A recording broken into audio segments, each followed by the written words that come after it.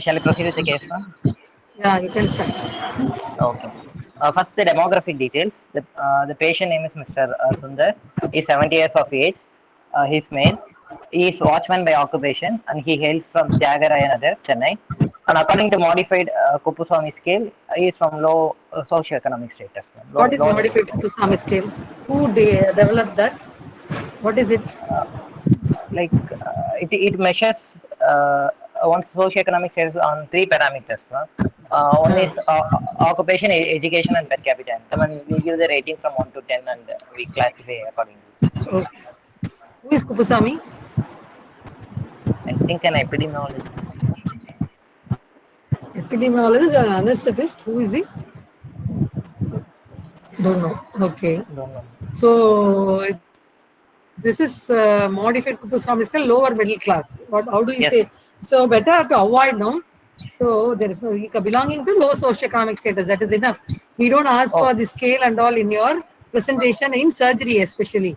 You Okay, need to ma'am. know the socioeconomic status. That is important. Don't put that modified Kupusami scale. Then they will go into that. So when you are presenting, better not to put those stay unnecessarily in a UG. We don't expect you to tell the ECOG score or modified Kupusami scale, everything. Only for postgraduate, that if it is needed, we'll ask. Okay. So Okay, don't ma'am. add that in your slide itself when you're presenting. Better tell just patient belonging to the low socioeconomic status. Then if they ask, you can tell. Okay. So Okay, why ma'am. you want to know the socioeconomic status of the patient and the address or whatever, whether he's a male, female, Yeah. or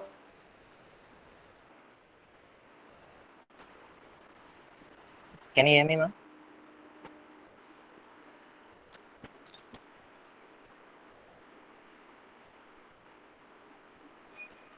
Hello.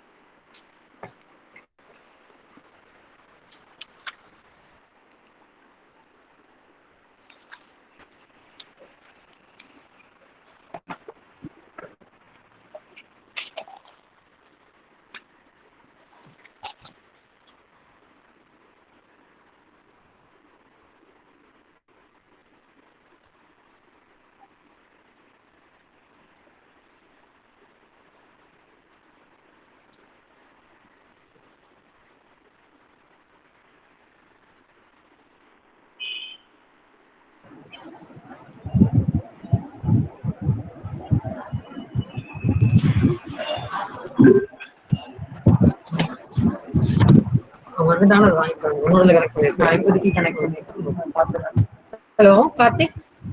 Yeah, ma'am. I can hear you, ma'am. Yeah, there is an interruption. Okay.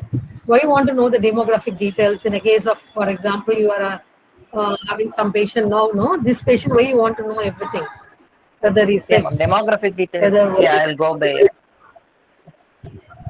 Yeah, ma'am. The age, ma'am. The first age, 70 years, ma'am.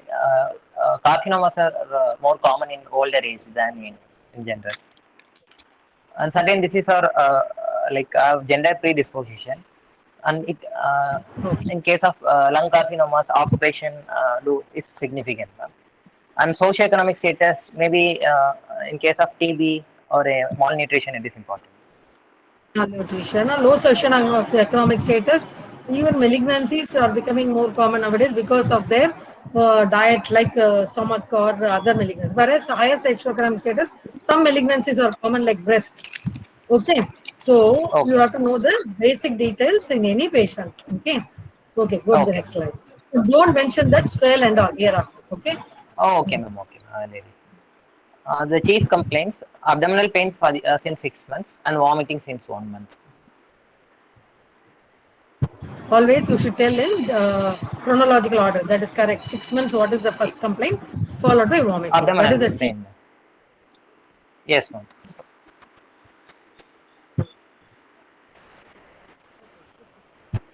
His history of presenting illness.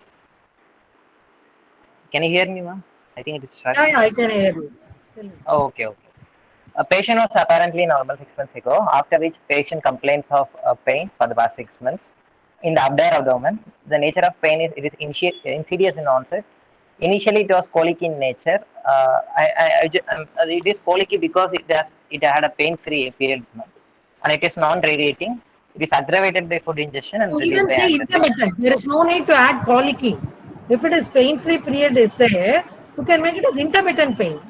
No? Okay, ma'am. Colicky means Okay, it ma'am. is coming and getting relieved, excruciating pain getting relieved. It may be colicky or it may not be colicky. Okay, if there is a pain-free period, you can call it as either colicky or intermittent. It is not a Okay, continuous ma'am. thing, that's all. So Yeah, if it ma'am. is It is not colicky that. means they will have excruciating pain and then they have to roll around, then get relieved. Mostly colicky pain we use for any renal colic or a uterine colic or any hollow viscous. Even in stomach we can get if there is some resistance. So it can be colicky, but pain-free period doesn't mean it is colicky. You can make it as Okay, ma'am. intermittent. Okay. Okay, ma'am. It did not affect his daily activities, and there was no episode of nausea, vomiting, water brush, or heartburn sensation then. But since the past 1 month, it has gradually increased in severity and is now dull aching type, and it is continuously present. Continuous dull aching. It was intermittent, Yeah, alcoholic in nature, yeah, ma'am. not radiating, no aggravating or relieving factors. Now there is a continuous dull aching pain is there. Yes, So ma'am. what does Yes, it ma'am. indicate to you? And also severity is increased. So his Yeah, disease is ma'am. progressing. That shows Yeah, the ma'am. disease is progressing and the pain is also progressing. Okay. Yeah, yes, ma'am. Can I go to another slide, ma'am? Next slide. Patient Is there also any complains of. aggravating or relieving? 1 minute, Karthik. Is there any Yes, ma'am. aggravating or relieving factor at present? You said no Uh, relieving or aggravating before. Now is that because it's a continuous pain, dull aching maybe. Is there any aggravating factor? The pain is increased or decreased by uh, anything? no, ma'am. Okay, continue. Okay. A patient also complains of vomiting. It's an excessive complaint after abdominal pain since 1 month. It is insidious in onset, occurs immediately after meals. That is within few minutes. It is non-projectile, non-bilious. It is bloodstained and contain water and food particles. Undigested Patient. food particles or what is it? Food particles means what is it? You should always say whether it is undigested or digested food, partially digested or semi-digested food particles. So if this Okay, is ma'am. immediately after taking means it should be undigested food particles only. Okay. Yes, If it ma'am. is maybe after Yes, half an ma'am. hour or 1 hour, it may be semi-digested or partially digested. If it is maybe after 2 hours, they will be digested. It's like a thing. It can. Another thing you have to know about the pain is whether they are taking with so much of pain for the 1 month. Did he take any relieving things like antacids or any other medication or anticholinergics like that? Did he take anything to relieve the pain? No, no, ma'am. No, ma'am. Nothing he took for relieving the pain at all. He has been suffering Yes, with the ma'am. dulcity continuous pain. Okay. Yes, ma'am. Okay. Then, like, yeah, ma'am. The characteristic of vomiting is non-bilious, ma'am. Therefore, I am putting the lesion. Uh, Above the it is level of not. the duodenum. Yeah, Okay. yes, ma'am. So what else you It have to is. add? If there is, it can be whether the vomiting, everything is okay. Whether it is how long after taking food, that is very important. Whether projectile or non-projectile, bilious or non-bilious, containing whatever it is, blood stain. How much Yeah, time, ma'am. whether it contains food particle digested or undigested. Another thing is Yes. whether it is spontaneous or induced. That word alone you should add. Some people, because of Okay. the pain, they induce vomiting and really get relief of the pain. It can be a Oh, okay. spontaneous. So whether it is spontaneous or induced, that alone you should add in the vomiting. Other Okay, line, ma'am. other things are okay. Spontaneous or Okay. induced. Okay. Okay, ma'am. Within few minutes, it suggests malignancy, ma'am. Usually, benign condition in the vomiting, the food particle may be of the food they consumed the previous day.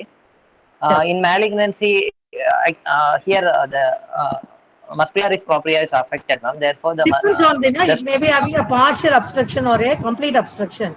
So he may take okay, food particles means doesn't mean only solid food. He may be taking some liquids also. Liquid may pass. Initially, it may allow solid to pass. Later, it may allow, thus it may not allow the solid to, the liquids alone will pass. Then complete obstruction can occur. It will not occur in a day. It is a month, no? So he yes, may ma'am. tolerate liquids alone. So we don't know. So if you contain whether their indigestion is for whether he is throwing out everything whatever he takes, or he is tolerating liquids, or he is vomiting whatever liquids also, that you should highlight. Food particles, water you said. What he is tolerating, whether he is tolerating is nothing, he is not tolerating anything, or he is able to tolerate some liquids, you have to ask them. Okay. Okay, ma'am. I'll go to the next one. Patient gives history of passing dark tarry stool since 15 days that sticks to the toilet seat, and there is reduced frequency of bowel movements. Once in, like he passes stools once in 3 to 4 days, ma'am. There is no history of any iron supplements, ma'am. You want to ask for iron supplements.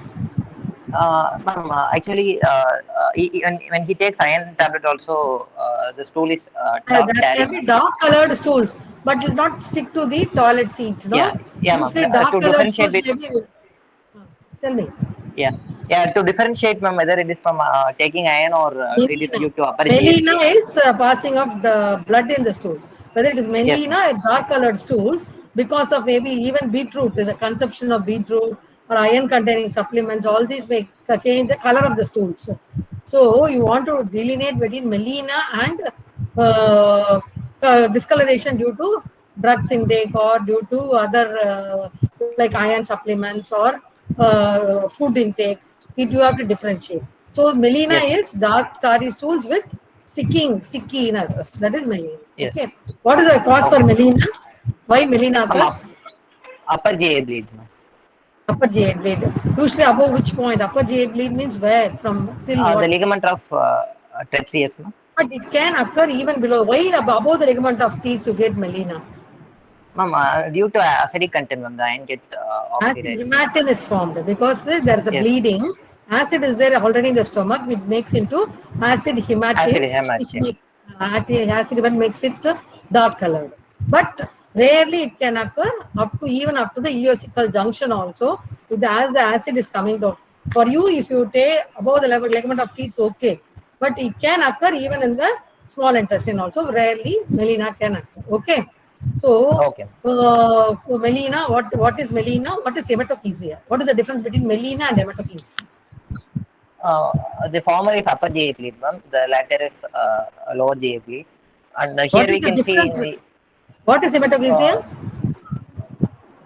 there we can find the the stool will be red color, ma'am, due to It is RB this altered color, no? Dark tarry stools is melina, which is upper GA bleed. There is frank bleeding bleed. or red color bleed is there. Then it is called as hematochezia. It is because of the lower JIT or the colonic malignancies or colonic lesions.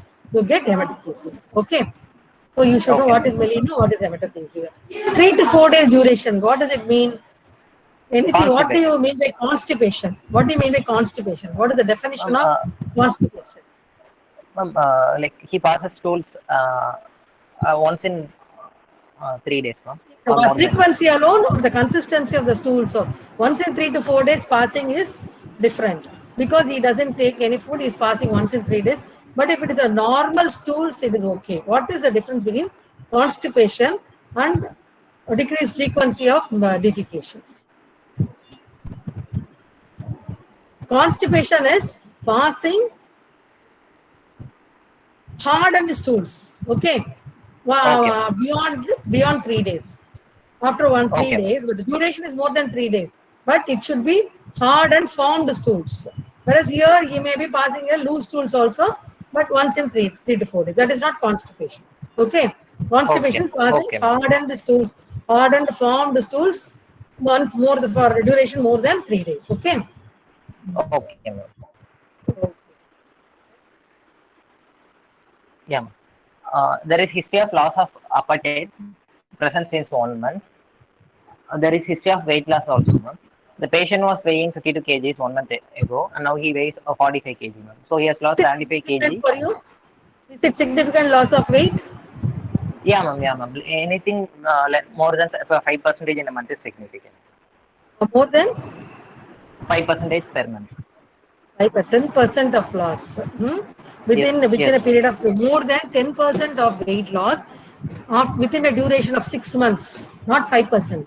So he has been weighing 52 kgs. If he has lost more than 10% means 5 kgs. He has been weighing 552. So more than 5 kg loss over a period of 6 months means he is a significant loss of weight. Now he has lost more than 7 kgs. So that shows is got a significant weight loss. Okay, it is 10%, 6 months duration. Okay. Yes. History of generalized weakness and easy fatigability present since 1 month, which has affected his daily activities. There is no history of yellowish discoloration of urine, eyes, and skin. No history of breathlessness or hemoptysis. No history of bone pain. No history of evening rise of temperature, and no history of ball rolling. Very good. The one important point you left, important symptoms in a stomach, any gastric outlet. What is the important thing you said? Generalized weakness, easy. Go to the previous slide itself. Easy fatigability. Okay. Early satiety. Go to the previous slide. Okay, ma'am. History of presenting illness. You have to ask for loss of weight, loss of appetite. Very good. It is significant loss of weight. Loss of appetite is there. But what the most important point is loss of appetite, loss of weight will be there in all malignancies. Whereas a malignancy related to stomach, the most important history you should ask is early satiety. What do you mean by early satiety? Actually, due to infiltration of the muscularis mucosa, the receptive dilatation will not be there. Therefore, the patient, the food we like the most, he will not be take it. They feel the stomach is full early. Early satiety means the hunger is lost and they feel the stomach is full early itself. Whereas people, the distensibility of the stomach is lost because of the muscle involvement or whatever it is. Because of the lesion. Some pathology is there in the stomach which doesn't allow it to expand or dilate. So usually what we take, whatever quantity we take, we keep on eating till our stomach is getting filled up. Whereas these people get the feeling of fullness early because of the non-distensibility of the stomach. Okay, that is the most important point to say. It is maybe a carcinoma stomach. So you have to ask for, that is the most important features you have to ask is early satiety. Okay. Anemia, asthenia, whatever it is, all this you are asking. Asthenia is only fatigability, a weakness because of anemia. The most other important point is early satiety. You can pinch it is because of stomach if you ask for that important history. Okay. So that alone you missed. Early satiety you have to ask. Okay. These negatives I'm asking to rule out. They call it a stomach, no? What are the symptoms related to stomach? It is a mnemonic related to stomach itself. In GO, what are the history? STOMACH. Yes, some mnemonic you have to ask. Stomach, it can be Anything related to carcinoma of stomach may be a silent. S means silent. Okay. Okay, T ma'am. is a tumor or some mass. They may have asked.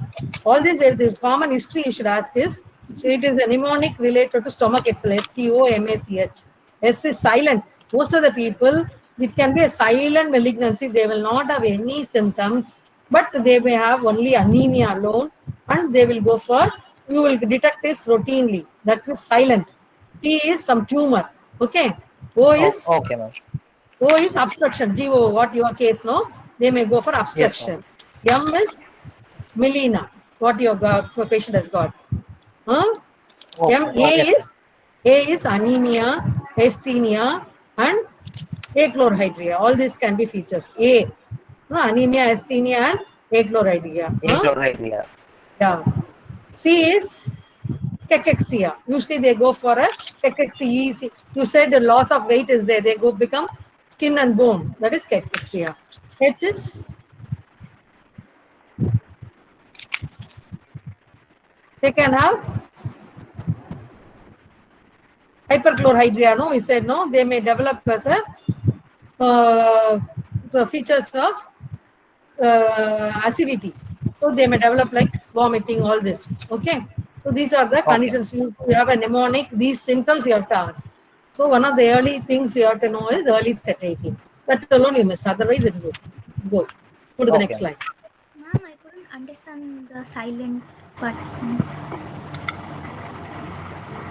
Go to the next slide. Yeah. Anybody wants to know something? Ma'am, What? ma'am, I couldn't understand the silent from the stomach. Silent. It is nothing but the patient will not have any symptoms. Okay. That means silent. Okay. The patient will not have any symptoms. They will come to you without any problem. They will come to you and they will be not suffering from. They may, you may detect as anemia or hyperchlorhydria. You will ask, and then you may do a endoscopy. You will find that some lesion is there. That is made silent. They will not have any symptoms. It just present as a silent mass. Okay. Okay. Thank you. The past history, ma'am. There is no no history of previous hospitalization, blood transfusion, and surgery. It's a not a known case of diabetes mellitus or Okay. hypertension, epilepsy, asthma, and ischemic heart diseases. No history of tuberculosis in the past. No history of any drug intake, and no history of peptic ulcer disease. Okay. Okay. So these are any drug intake. What drug intake you should ask? Diabetes, hypertension, everything. You ask for previous hospitalization, blood transfusion, surgery. Why you ask for all this? Transfusion, how is it going to help you? Why you would ask for blood transfusion history? In any Any epigastric, bloodborne. don't think it is to your stomach. You are not sure. No, you are asking for some pain abdomen, patient is coming. Why you ask for blood transfusion? Uh, any hepatitis, ma'am, due to blood Can be transfusion. related to hepatitis, or it can be a liver problem can be there. Any epigastric lump or pain upper abdomen can be related to the also. Any surgery, why? As a routine, Ma'am, is it? yeah, no, ma'am. Yeah, as a routine, you should ask, ma'am. Here, any surgery for PUD like gastrojejunostomy done, ma'am. The chances of carcinoma of stomach increases. So routine, other next point is diabetes, hypertension, routine. No history Yes, of ma'am. tuberculosis. Can tuberculosis affect the stomach? Yeah, ma'am. Except nail and hair, it can affect all the organs in the body. All the organs. So stomach also can get tuberculosis, or it can be nothing related to the tuberculosis. Abscess can occur in the liver also. Drug intake. What drug intake particularly you asked? Ma'am, for any treatment for peptic ulcer, ma'am. Because, or it can be NSAIDs. NSAIDs Yes, can ma'am. induce a chronic peptic ulcer. So Yes, ma'am. the main thing you have to ask for NSAIDs or any painkillers. They have been with most probably a 70 years old, 60 years old, male or female. They may be taking from osteoarthritis or something. They may be a chronic intake of NSAIDs also you have to ask. Another thing is to relieve the pain or for peptic ulcer, they would have taken some treatment. Nowadays, we don't go for it because of the proton pump inhibitors. They'll be taking very frequently, most of the people, courses for their peptic ulcer disease. Okay, so those things. Okay, ma'am. One is for cause, another is for treatment. Both you have to ask. Okay. Okay. A family history, there is no history of any gastrointestinal malignancy in his family, ma'am. Only The gastric family malignancy history, you'll ask. no, Any other? any malignancy, ma'am. Certain in gastrointestinal malignancy, the chance is 10%, ma'am. Other like hereditary non-polyposis colonocarcinoma, familial adenomatous polyposis, SBLA, then Peutz-Jeghers syndrome. These are very common. These are familial inheritance. Proceed. Next. Yeah. Personal history is on a mixed diet, ma'am. Yeah, loss of appetite I mentioned already, ma'am. Bladder habits are normal and regular, ma'am. History of alcohol consumption, ma'am. He takes around 90 to 180 ml whiskey a day, per day since for the past 40 years. And he's a chronic smoker, ma'am. He smokes BDs, 25 BDs a day since 40 years. No other No, addictive it's habits. So all no these any are other risk factors. activity. All these are Yes. risk factors. What are the risk factors here? Regarding diet, Risk, what are the risk factors you have to ask? yeah, ma'am. Since animal protein may predispose to carcinoma. Animal salted and smoked drug. So Yeah, heavy salted and smoked. Like the சுட்டு சாப்பிடுவாங்கன்றாங்க இல்லையா அது yeah, ma'am. அதே மாதிரி repeatedly used oil, no, that may contain antioxidants more. So more fried items, salted, smoked food, and non-vegetarian diet. They are all precursors. Okay, that is one thing. And alcohol and smoking, how is it going to affect? Why you ask about Smoking alcohol and smoking? nitrosamine, smoke, it releases nitrosamine, ma'am. And predisposed to any malignancy, accepted. Alcohol, Yes, ma'am. alcohol, why you Alcohol, ask? You don't know whether it is liver or stomach. Again and again, I'm yes. telling. Now you are the history only. So you have to ask for alcohol consumption for every patient because it may be related to liver also. We don't know. Is it not? As you ask for Yes, blood ma'am. transfusion, you have to ask for alcohol consumption also. But that is also one of the predisposing factors for what are some S's we have got, no? For as a predisposing factors for any ulcer disease or a malignancy. Some S. What are the S's? You know. 6S. One is diet, already says salt and smoked food. One yes. Yes, ma'am. One is Spirits, next ma'am, is smoking, salted food. like for oral malignancy or any malignancy related to GIT, we ask some 5, 6S. What are those? Smoking, Smoking. spirit, One is salted diet, food, second is smoking. Then alcohol, you call it as spirit, ma'am. spirit. Yeah. Then Smoked food, ma'am. smoked food. And then the salted food, ma'am. Salt. Then sharp tooth, they say, for oral Okay, ma'am. malignancy. Sharp tooth. Then before we had all this syphilis and all when we were students. Nowadays syphilis is almost gone. But now the other thing is human papilloma virus, viral induced cancers are on the rise. No, so Yes, ma'am. other viral markers we should know. Viral induced cancers are on the rise. Oral malignancy, all this. Okay, so you should know Okay, ma'am. all these some SS for the aggravating factors or the predisposing causes for oral malignancy or GIT malignancy. Okay, that is why you are asking about all these Okay. things. Okay. So I'll summarize, ma'am. A 70-year-old presented with loss of appetite and loss of weight. It's with non-bilious, blood stain, non-projectile vomiting with dull aching abdominal pain. These features are No, you suggestive should of now gastric tell it as ulcer. 70 years old male presented with pain abdomen and vomiting. You cannot go for Okay, just ma'am. loss of weight. He has come with you. Pain abdominal pain, you have made it in the last, no? You have to make it ma'am. as the first one. Huh? A Okay, patient okay. coming to the hospital with pain abdomen and vomiting with loss of weight and loss of appetite and vomiting bilious. Oh, that is what you have to. Okay, ma'am. This You is cannot my go for loss of powerful right. vomiting with loss of weight, loss of probably a gastric outlet obstruction. Gastric carcinoma most probably caused when you call it as with features of suggestive of a gastric outlet obstruction, most probably due to a malignant. Okay, ma'am. Carcinoma now itself. Okay, Okay, just ma'am. come to you with the Okay. pain abdomen, vomiting, loss of weight, loss of appetite. So most probably a gastric outlet obstruction. The cause may be because of a malignancy. Like that you put it is better. Okay. Summary. Okay, ma'am. Now I'll proceed to general examination. No? Yeah. If the patient is conscious, cooperative, well oriented to time, place, and person, moderate liquid and poorly nourished. He is poorly nourished due to BMI. Like due to loss of weight, the BMI is 16.7. He is afebrile. The temperature is 98.4 degrees Fahrenheit.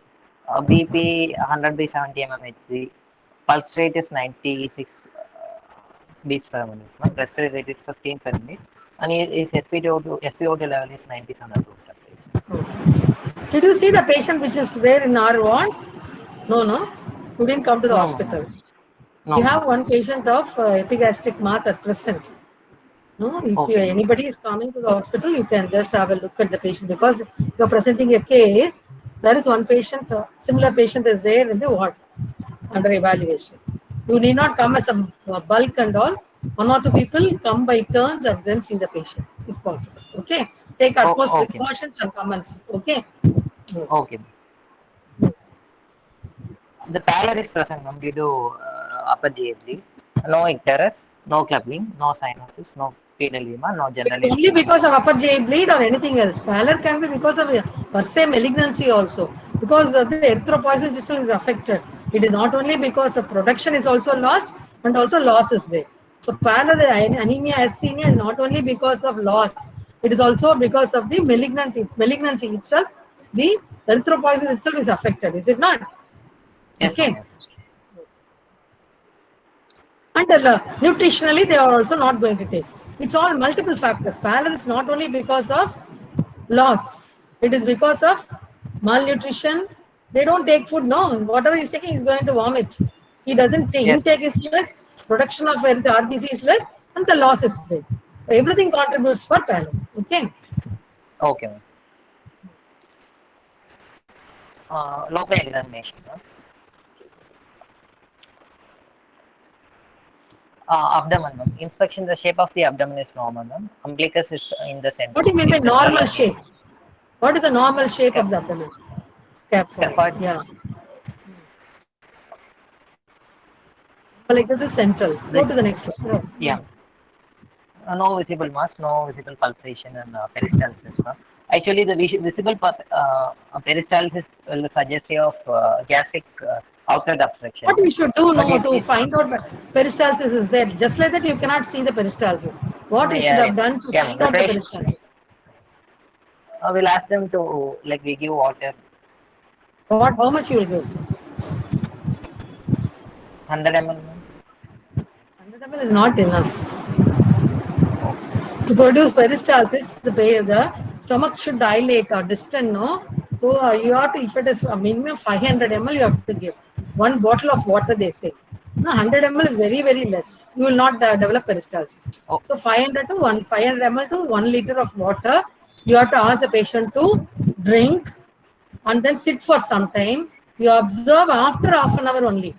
Okay. Immediately you may not develop. Within half an hour, you will know. Depending on the level of obstruction, they will develop peristalsis. So you cannot see for peristalsis just like that. You have to give them water and then look for peristalsis. Okay. What do you mean by visible gastric peristalsis? How do you know it is gastric? If it is seen, no, it is not seen. If it is seen, whether you know whether it is gastric or anything else, how to confirm if the peristalsis is seen? How will you look for it? You should. It starts in the left hypochondrium, then moves to the right. From left to right, it comes. Will you be able to see from looking from top? Where will you sit and look for peristalsis? Towards the Will you look from above or Something else you do From to look side. for peristalsis. From side. Side. So either you should sit alongside of the patient at the level of the stomach. Okay. You cannot see it from Okay. top. You standing and the patient lying down, you will not be able to see the peristalsis most of the time. So what you have to do is make the patient lie down, giving water. After giving water, ask him to sit for some time, then make the patient lie down. Examine after 10 minutes to half an hour. You should examine and then either look from along the side. You have to go down and sit. Your eyes should be at the level of the patient's stomach. Okay. So you have to sit down Okay. and watch for peristalsis. Then only you will be able to see the peristalsis. Is it okay? Okay. Okay. No scars or sinus.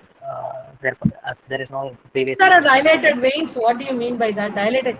If it is not there according to you, if there is a dilated veins, what will you Maybe think? metastasis. Metastasis, veins dilated, na? Some dilated veins are seen in the abdomen, around the umbilicus. What does it mean to you? Around the flanks, some dilated veins are there. What is it? Caput medusa. Around the umbilicus, it shows that some anastomosis, the photosystemic anastomosis has occurred. Okay, but around the umbilicus, it is caput medusae. Okay. But below upwards, it is IVC obstruction. From above downwards, it is SVC obstruction. That's all. Or it can be dilated veins. So the thing is, any mass is there. Okay, that is different. Only in the visible veins are there. It shows some photosystemic anastomosis. That's all. And you should examine for the flow, whether it is below upwards, above downwards, if it is in the flanks, or in the caput medusae means around the umbilicus. Okay. So that shows some portal hypertension is there. Portovenous anastomosis has occurred. Okay. Then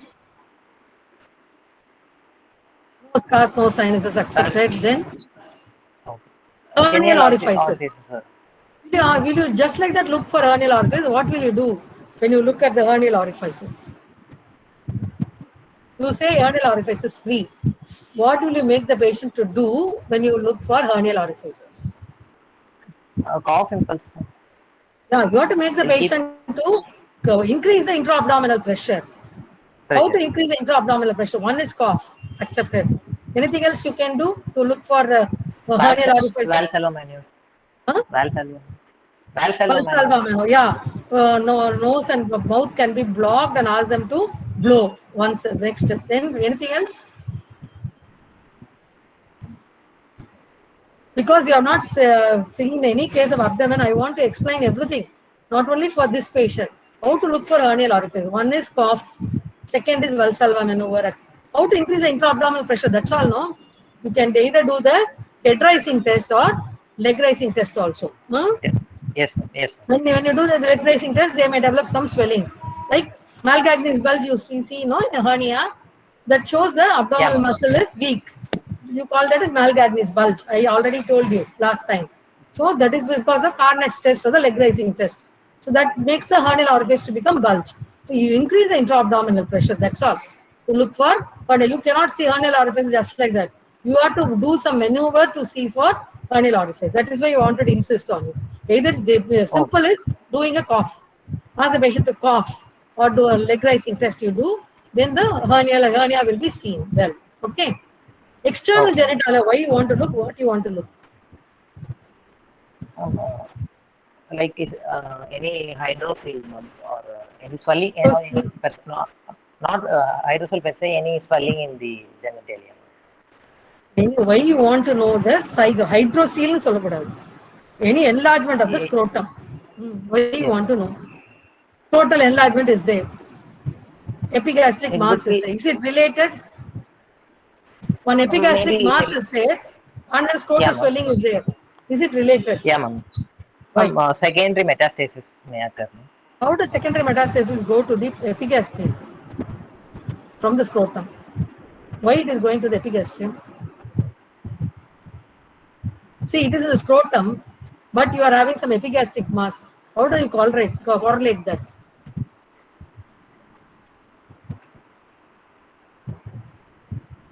So for that you should know it can be a testicular tumor. First of all, you should understand some enlargement of the scrotum is maybe because of testicular tumor. So in testicular tumor, you are getting epigastric lump. Why?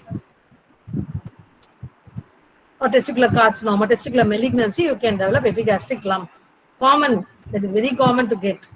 Why you want to know? Where is the development of the testis occurs? In the abdomen. In the abdomen. Where? Along with the kidney. No? Yes, ma'am. Basic embryology you go and read. Okay? It develops Okay. along with the kidney. Testis starts descending and the kidney ascends. Is it not?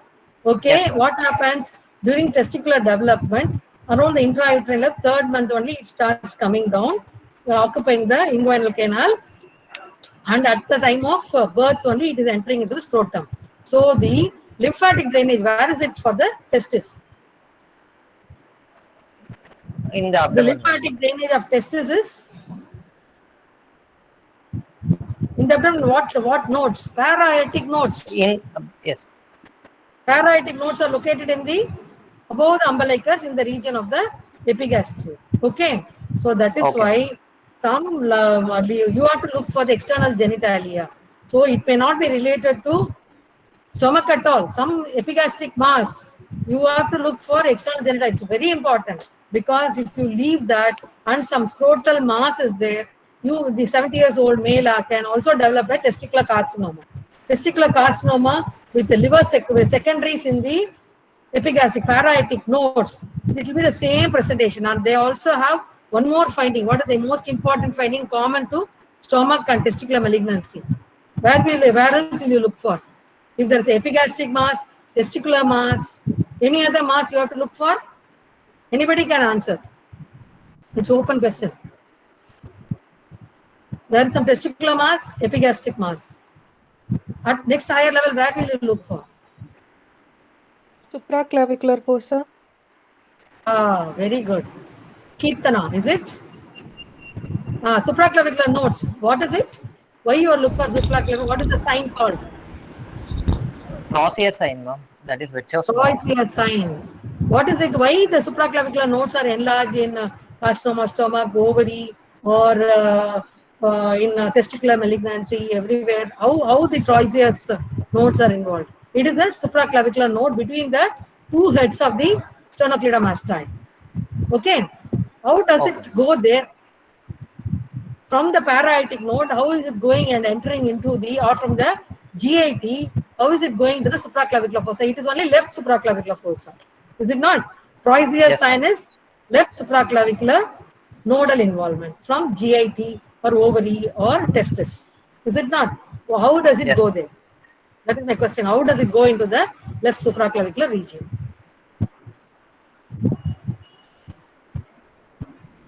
Because if by the thoracic duct, lymphatics are running through the mediastinum, through the thoracic duct, it enters into the junction between the left supraclavicular vein and the internal jugular vein. So thoracic duct enters into the left side only, no? Is it not? Basic anatomy.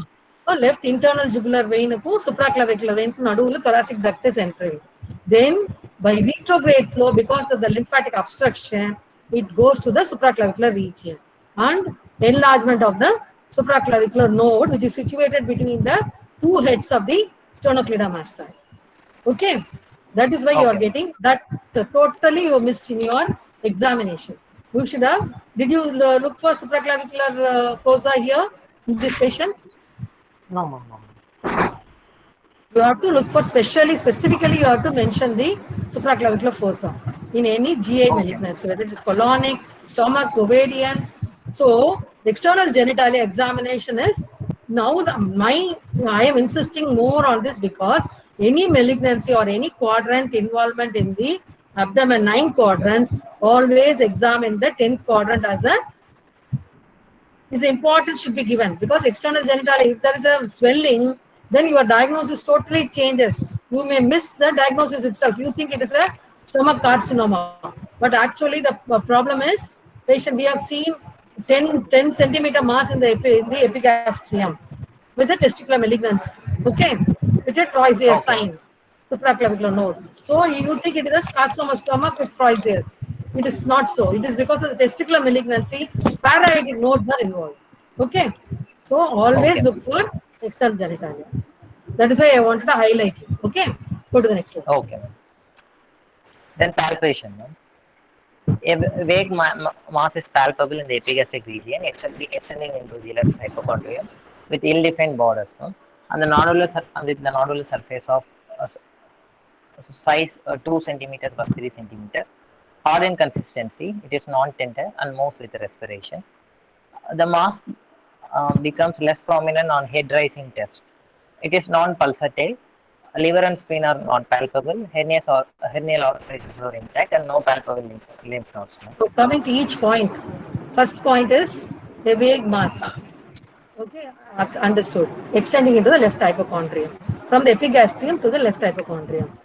Surface is nodular. What do you mean by nodular surface? Irregular or nodular, whatever it is. Okay. Consistency is hard, not tender. Moves with respiration. Anything else you have left in this? You have to look for all the extent. Extent you said epigastrium. So what are the margins? Did you look for any margins in this? Any swelling you have to look for all the margins. 2 into 3 centimeter. Will you look all the margins are felt or it's not felt? It has to be done by insinuation test. No? Usually the mass in the stomach will be felt. Whereas in the Well, now it is only 2 into 3 centimeter. All the borders, yes. your borders, margins are borders. Because it's a mass, you can call it as borders. Are you able to feel all the borders? Or you are not able to feel? The lower border, I think you should have felt very easily. Because the lower border is little different, because it moves with respiration. How do you check for movement with respiration?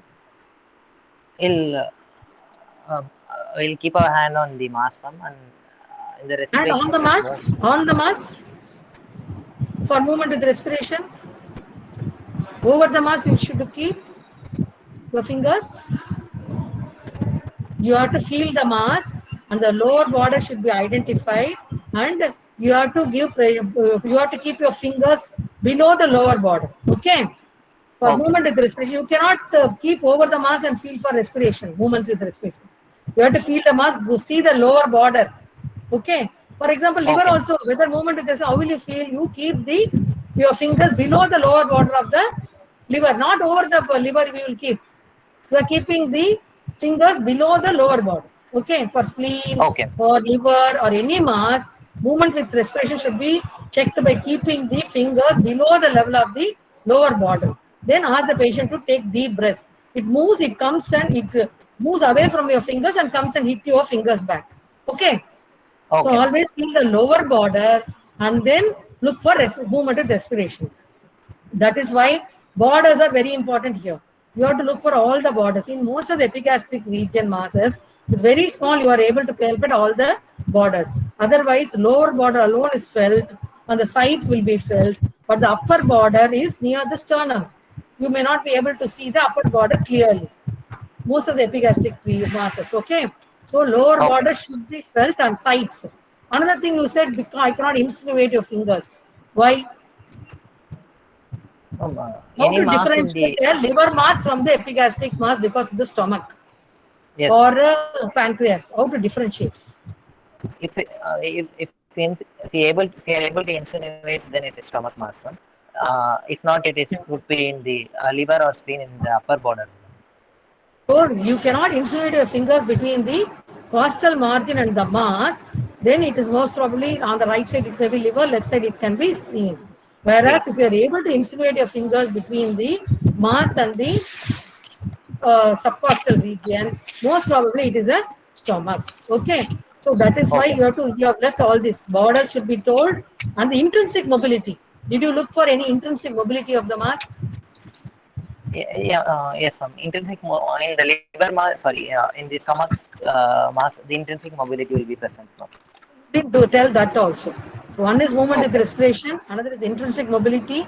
Borders should be defined. Whether you are able to insinuate your fingers between the costal margin and the mass, and then lower border, you have to see. Okay, all this you have missed. Then only you can differentiate whether it is liver or stomach or spleen. Okay. So clinically you have to differentiate. Intrinsic mobility also you have to say. Okay. Okay. Non-pulsatile becomes Yeah. less prominent on head rising test. What does it mean to you? Ma'am, it is done to differentiate whether the mass is parietal or intra-abdominal. It is The intra-abdominal. So if it yeah, becomes more prominent, it's parietal. If it is less yeah, prominent, it is intra-abdominal. If it is attached to the muscles, what happens? For example, a when the mass arising from the muscle, rectus when the muscle. muscle, yeah, ma'am, when the muscle contracts, it should become more prominent. If it is becoming more prominent, then it is above the level of the muscle. If it is arising from Okay. the muscle, for example, you develop some hematoma in the muscle because of injury, will it become more prominent again? No, No. no, it will So not the be movement, prominent. you have to put that muscle into contraction. If it is mobile and becoming more prominent, it is not attached to the muscle. If it is becoming less prominent and mobility is restricted, then it is arising from the muscle. If it is becoming less prominent, then it is from the intra-abdominal. No? So your Yes, parietal mass itself, it may not become prominent also if it is attached to the muscle. yes, Okay, but the mobility will be restricted. It will be more mobile when you are before putting into contraction. Once you put the muscle into contraction, the mobility will be restricted. Then it shows it is an intramuscular mass. Okay, but it is parietal okay. again. So what is pulsation? Why you look for it? It is non-pulsatile. You told no. Why it is Yeah, you are bothered with the pulsation. pulsation? If it is the mass is if it arises from any aortic area, due to the pulsation of What are the aorta, the types of mass will pulsations you know? If it is arising from the aorta, yeah, it is a expansive, expansile or transmitted. What is it? expansive. Expansile. How to differentiate a transmitted pulsation from an expansile pulsation? Transmitted means, for example, a mass in the epigastrium, when it's sitting over the aorta, you get pulsation again, but it's only transmitted. Whereas if Transmitted. it is arising from the aorta itself, it is expansile. How to differentiate expansile pulsation from a transmitted pulsation? That is my question. No. You have to keep both your index fingers over the mass. Okay.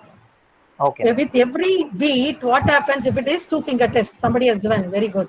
Two finger test. Both your index fingers should be kept. If both the fingers moves away, then it means it is a expansile impulse. It is from the aorta. Whereas transmitted pulsations, you will not have the movement of the fingers. It is two finger test. Very good. Somebody has answered. Liver and spleen, you have to look for secondaries or whatever it is. Anemia also can produce splenomegaly, or it can be a cirrhosis liver with spleen, splenomegaly. So all this you have to examine. Very good. No palpable lymph nodes.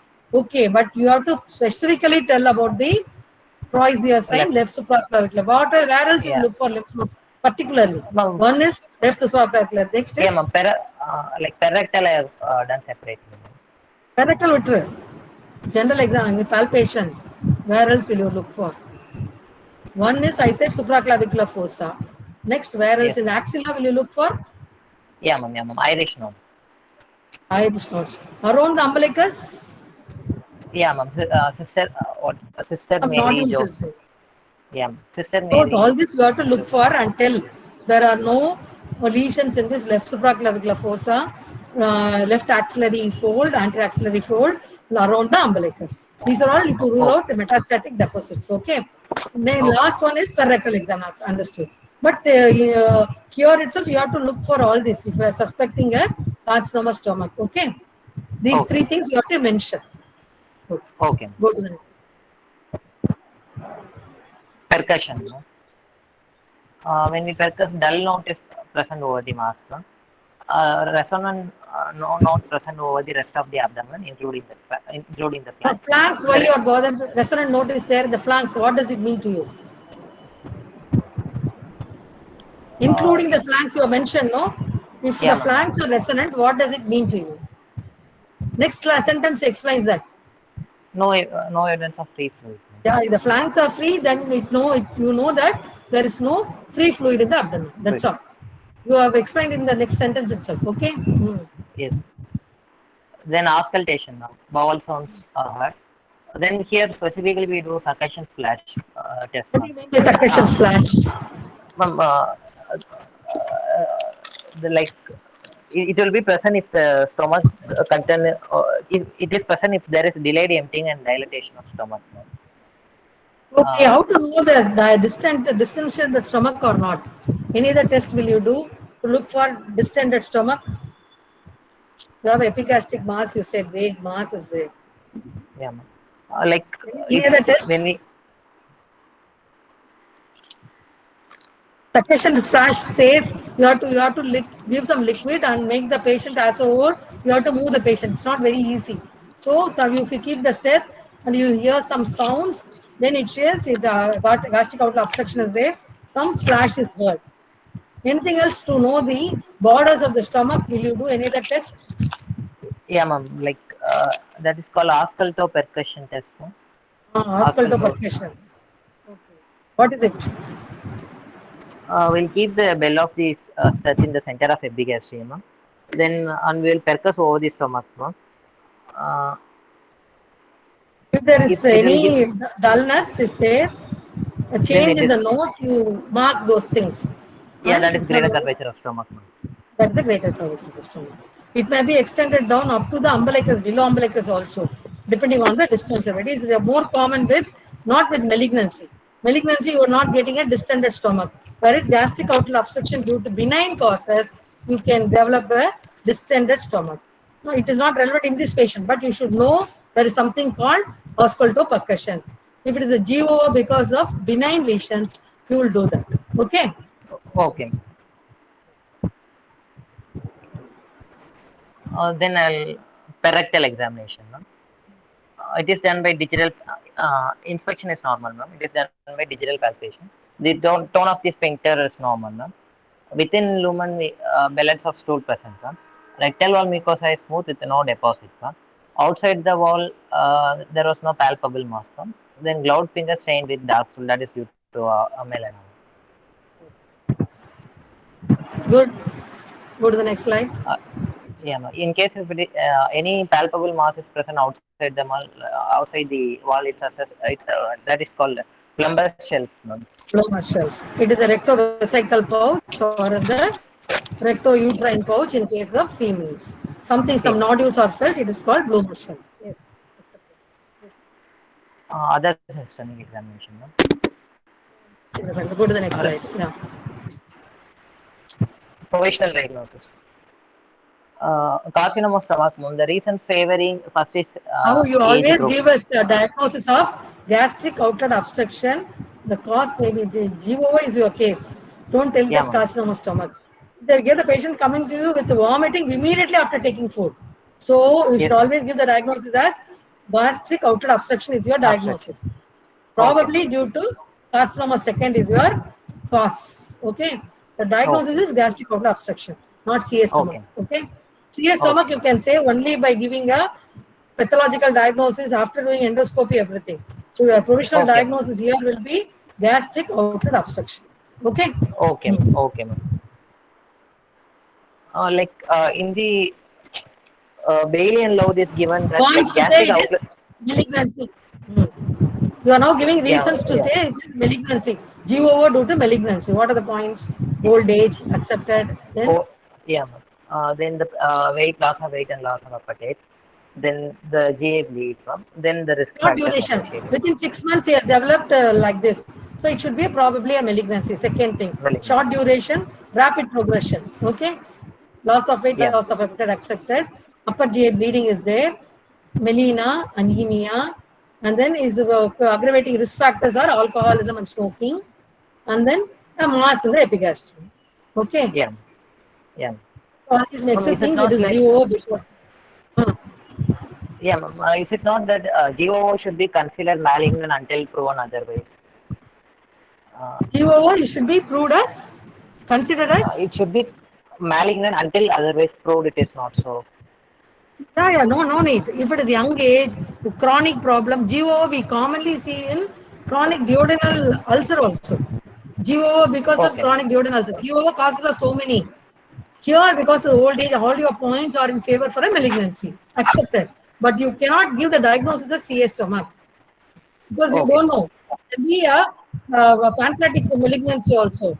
external compression can occur. Malignancy can be elsewhere also. It can be the duodenum first part. It can be a pancreatic malignancy giving pressure on the stomach and producing all this. Okay, so don't tell it a stomach unless otherwise you prove Okay. it. Most probably you can. Huh? Okay. The malignancy can be elsewhere also. It can be a pancreatic malignancy in the head of the pancreas going and compressing over the stomach. Okay, so all this can miraculously happen. So you cannot say it is stomach. Most probably will be your diagnosis. Gastric outlet obstruction is the diagnosis, probably due to carcinoma stomach. Okay, that will be a better way of doing it.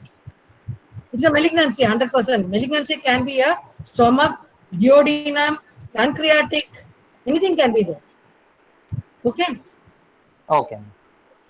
That is why you cannot, in the epigastrium, most probably it is stomach. It can be rarely duodenum, or it can be from the huge lesions in the pancreas. Only because it's a retroperitoneal organ, unless it is enlarged so much, you will not be able to find it out. From the stomach, the pancreatic malignancy from the head or neck can present as a carcinoma stomach also, because of the extraneous compression over the stomach. Okay, that is why you cannot give it as it is malignancy 100%. Most probably stomach, but you cannot prove it as carcinoma stomach now itself. Other causes can be there. Okay. Okay.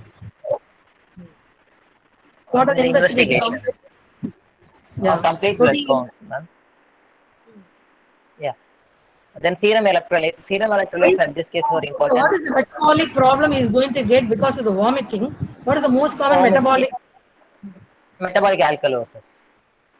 What type of alkalosis it is? Metabolic. Metabolic alkalosis. Whether it is how is the potassium, how is the acid, everything.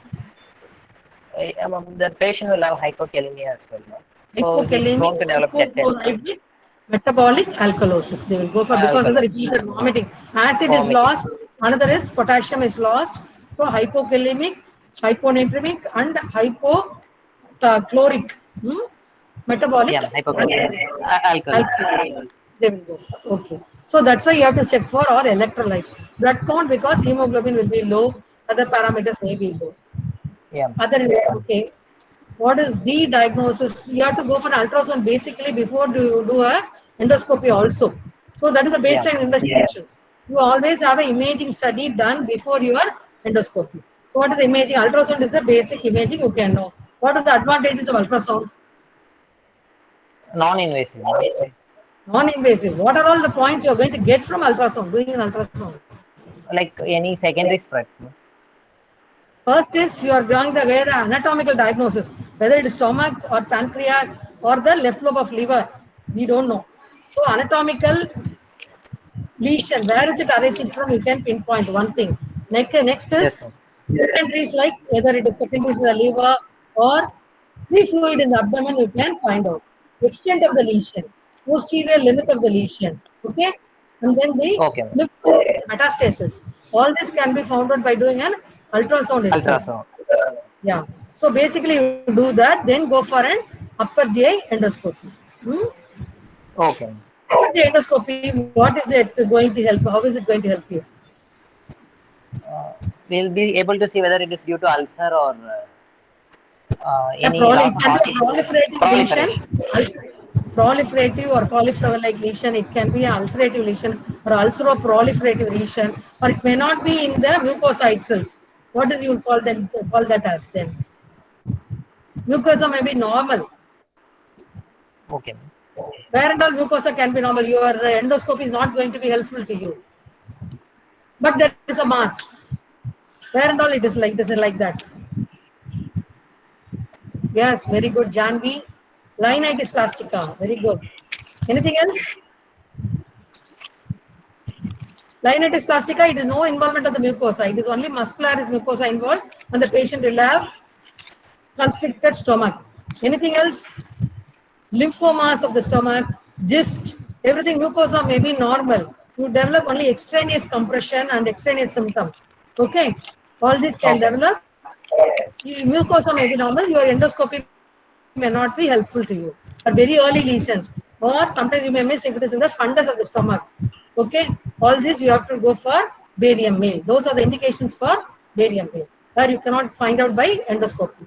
Most probably, distal malignancies you'll be able to easily detect with upper GI endoscopy. So, what is the other advantage? One is lesion, where is it? You're able to see. What is the other advantage of endoscopy? We can collect the specimen. So Or you biopsy. can collect the biopsy. So one is you are taking a copy biopsy. What any other lesion? Only ulcerative lesion is there. How many biopsies you are supposed to take? Minimum 6. Minimum 6, up to 10. It will give 100% diagnosis. Specificity is more if you take more number. Minimum 6 biopsies from different areas you are supposed to take, whether it is a proliferative or ulcerative lesion, and up to 10 you can take. The sensitivity becomes higher with more number of biopsies. If there is no ulceration or no proliferative growth, what will you do then? If there is a lesion, you can take a biopsy. You can either take a from the biopsy forces or you can do a punch biopsy. Either of the thing you can do, and it should be at least minimum. If there is no lesion, what do you do? Then you have to do a J maneuver and look for carcinoma of the fundus. One thing you have to do, to turn that like a endoscopy should be turned like a J and looked at the top to look for any cardioesophageal junction lesion is there. Okay, upper GI, upper part of proximal stomach, you have to look for one thing. Next, there also it is not there. What will you do? You can take a brush cytology. You scrape from the, using a brush in the endoscopy, you take some scrapings from the walls of the stomach. One thing, the other thing you can do. Another is, whatever is there in the stomach, collected fluid, no, you aspirate and centrifuge. Look for cells, malignant cells. Okay, so these are the malignancy biopsies you can have. If there is a lesion, you go for a biopsy from the endoscope or a punch biopsy.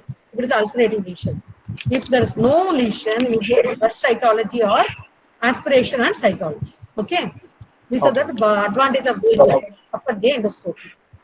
CECT is better. Okay, contrast enhanced CT, it is going to tell you the depth of invasion, whether surrounding structures are involved, pancreas is involved, operability you can assess. What are the signs of inoperability in a case of a carcinoma stomach? Left clavicular lymph nodes, no? Any attachment, it is attached to the solid masses like pancreas. Then the posterior stomach retrovesical bed. What do you mean by stomach bed?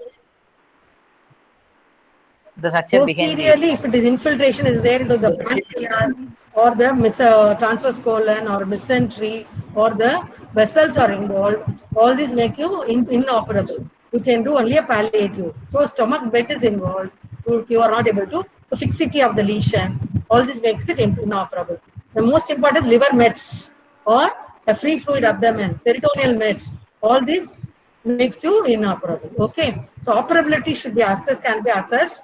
And the surrounding invasion, lymph nodal status, everything can be assessed by doing a contrast enhanced CT. But the diagnosis is by doing an upper GI endoscopy. The gold standard is upper GI endoscopy for diagnosis. For operability assessment, you have to go for a CEC.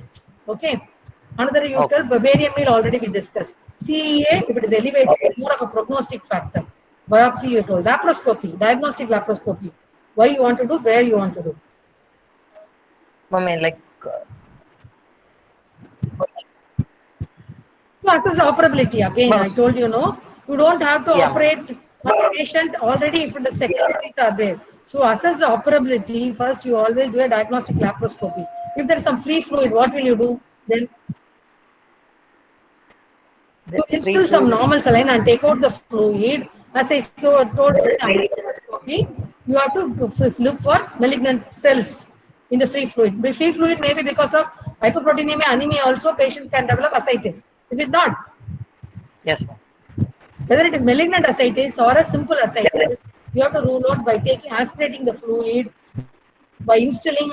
If it is more fluid, you can directly take. Very less fluid is there. You instill some normal saline around 100 ml and aspirate it back and centrifuge and see for malignant cells. If the malignant cells are positive, then it is again inoperable. It is a peritoneal metastasis has already occurred. Okay, serosa is involved. Breach of serosa means you have infiltrated. So you can do a diagnostic laparoscopy and look for malignant cells, one thing. And look for peritoneal mets cannot be found out easily by doing a CT. CT will not pick up the peritoneal metastasis easily or omental metastasis easily. Only by doing a diagnostic laparoscopy, you will be able to find out the peritoneal mets and the omental mets. Then you can look for free fluid, stomach. Operability can be assessed again by doing a laparoscopy. So if it is operable, then you go proceed with a major procedure like laparotomy and proceed. Otherwise, if it is inoperable, you have to go for a bypass only or a palliative procedure, which can be done by laparoscopy itself, or you can go for some other bypass like putting some stent or something like that. You can design. Okay, so laparotomy should be only for a therapeutic purpose. For diagnosis, you need only a laparoscopy. Okay. Okay. Good. One more thing, like CT cannot pick the larger lymph. It cannot pick the smaller lymph nodes. Only laparoscopy can pick the smaller lymph nodes less than 5 millimeters.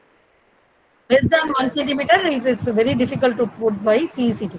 0.5 centimeter, you cannot pick up by CECT. Okay, so more than 0.5 only you will be able to pick up by CECT. Very good. Then the treatment. The investigation is over. So I said if it is operable, you go for. If it is operable for a distal carcinoma, what is the operative surgery?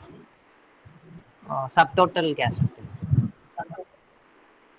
Partial or subtotal gastrectomy with gastrojejunectomy with D2 or whatever the lymph nodes are involved. What is D1 and what is D2? What are the nodes, levels of nodes involved in carcinoma stomach? How many stations are there? 16. 16 stations. D1, D2 means what? 1 to perigastric, just along the lesser curvature, greater curvature, or all say D1, 1 to 6. If it is from 6, 7 to 12, it is D2 because it's along the vessels. What is the blood supply of the stomach? Gastroepiploic artery, left gastric artery, right gastric artery. Right gastric, left gastric, right gastroepiploic, left gastroepiploic. So along the vessels, it is involvement to the origin of the vessels, it is D2. Then next is 12 to 16 will be the 3 station. So if you are doing D1 and D2 resection with the subtotal gastrectomy, then the prognosis is good. If it is operable. So signs of inoperability we already discussed. If there is no operability, then you go for because the GOO is there, you have to bypass. Patient has to live for some time. You go for a gastrojejunectomy just to bypass and ask, make him take food at least. Okay, always followed by chemotherapy. What chemotherapy is commonly given? 5-fluorouracil.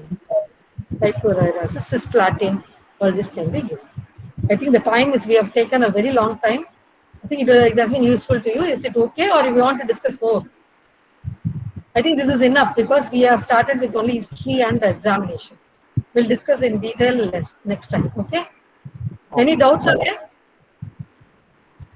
Thank you, Ma. You have done a good job. Very few points you have left. Like one is in history, early society. In the examination, mainly the supraclavicular node and other things. Otherwise, your presentation is good. Okay. Actually, there was change of case from like I prepared for varicose vein and therefore. Yeah, I don't want to repeat because yesterday only start took. I don't want to because they have the same class. Next week we'll have varicose veins. No problem. Yeah. Any doubts for anybody else? Anyway, it's good. Somebody has nicely responded, answered the questions also. Good. Any other doubts? No. Okay, ma. Thank you. Thank you, ma'am. Participants.